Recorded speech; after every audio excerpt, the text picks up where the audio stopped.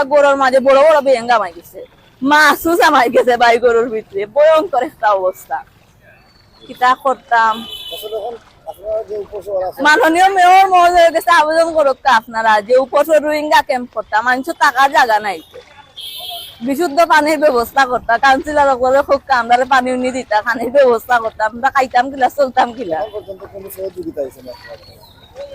সহযোগিতা হয়েছে ভাই একজনের বাসাত বাইয়া খালি রাইতে ইয়া লইয়া গেছেন, ই বাসাত গেছি তার বাসাত নিচে পানি উঠে গেছে, মোটর চালাতেন সকালে লাগ গেছে আগুন, ভয়াবহ অবস্থা। দোয়া করেন যেন আমরা লাগি।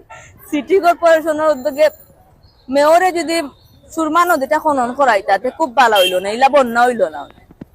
নদীও খনন 100 বছর উপরে হয়ে গেছে, শুনছি নদীও খনন করা হয়েছে না, নদীটা খনন করে দিলে ভালো হইলো, বন্যা ইলা নইলো না। ড্রেনেজ সিস্টেম তো খুব খারাপ, ব্লক হইয়া আর বন্যা হয়ে যায়, ড্রেনের পানি উঠে, নদী পড়বার আগে ড্রেনের পানি উঠে যায়। আমরা লাগি দোয়া করবা, খেয়াল রাখবা।